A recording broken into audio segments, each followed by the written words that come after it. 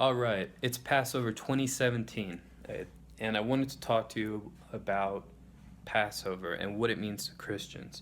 There's three things that really come and are very poignant that we need to discuss.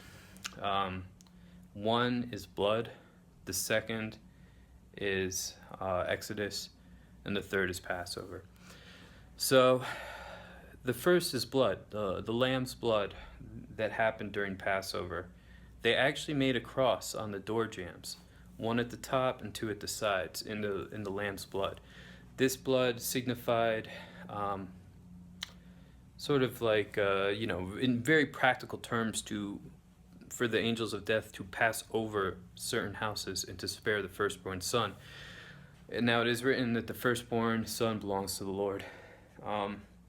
But it also signifies Jesus' sacrifice on the cross. I mean, think about it. There's blood in the cross. I mean, it can't get much more direct than that. And then I want to talk about Exodus. Exodus is when, right after Passover, the Pharaoh decides, hey, I'm not going to mess with this anymore. Get out of here, Jews. You've taken enough. And there's a part in Exodus where the Jews leave Egypt and they come up to, on their way to the Promised Land, and a lot of them get bitten by snakes, and poisonous snakes. They're already poisoned. It's not like, hey, avoid these snakes. They're already poisoned. They start getting very nervous. Moses is directed to make a cross out of his staff. He pulls up two sticks and makes a cross out of it. This is written in the Old Testament. And he tells everyone, look at my cross, look at my staff. And they look at the cross and they look at the staff. The poison doesn't infect them. They don't die. They get through the snake pit. And that's, another part of the Old Testament messianic verses referring to Jesus. So not only is Passover, the blood on the door jambs, related to Jesus, one of the main parts of Exodus is also related to Jesus. Now I wanted to discuss both of those sort of in a way that I don't think I've heard any people really describe before. And basically, there's two Passovers and there's two Exoduses. And I'll start with Exodus, even though it happens after Passover. Let me start with Exodus. If you read about Jesus' life, when Herod was told that the king of Egypt was to be born by the wise men, the Magi, he kills a bunch of 2-year-olds. Like everyone who's like 2 and under, who's a man, he gets killed. And they've actually found these bones. So that is sort of the opposite of Passover, if you will. In Passover, some of the firstborn Egyptian boys were taken. This time, a lot of young Israelites were slaughtered by Herod. And to escape this, Jesus actually goes down to Egypt. So instead of escaping Egypt and coming up to Israel, Jesus actually goes down to Egypt, and during these years to escape persecution by Herod. So that's sort of like Exodus in reverse. Now Passover is interesting. It's very interesting, and you may not hear it, you may not get this message, and that's okay, but I'm going to share it with you. Passover,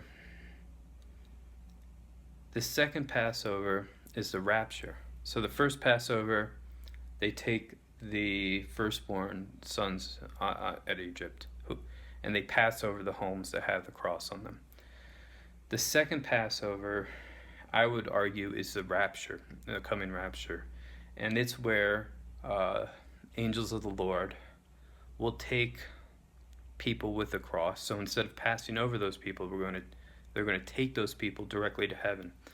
Now there's several parts of the Bible the New Testament and Old Testament, that support the rapture.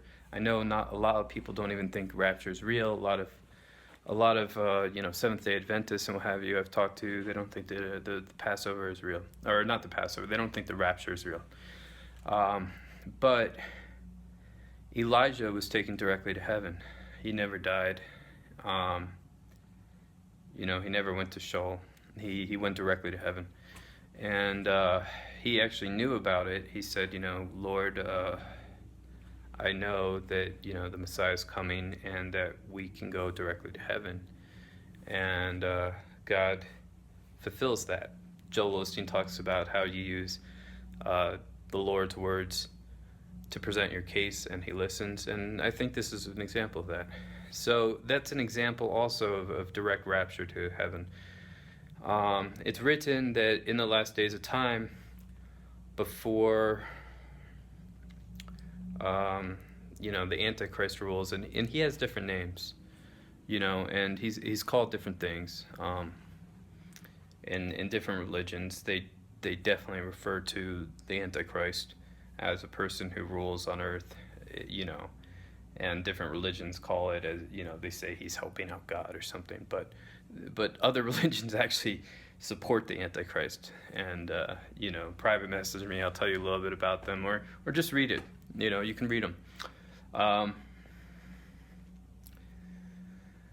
So before the Antichrist comes, the rapture hits, and it's the opposite of Passover. So the second Passover is the rapture. Antichrist comes, the Jews are left on earth to fight pretty much everybody, and they're the last people of God. And basically the Christians are all taken, so it's the opposite of the Passover.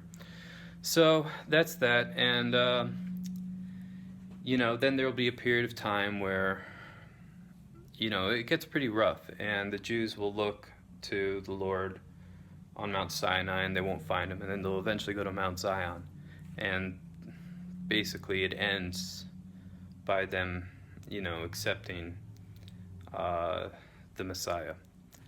And we all know the Messiah. I don't want to disparage any religions, but I think they know who the Messiah is in the future, and he's a beautiful Messiah. He gave his life for you, and you're forgiven. You're free to have closeness with Jesus, to have closeness with Jehovah. You don't need to be a Levite. A Levite. You don't need to follow the book of Leviticus perfectly to have that intimacy with God. God loves you. He sent his only begotten Son to die on the cross for you, and he wants to be your friend. He wants to have that close intimacy with you. All right. Have a good one. Bye.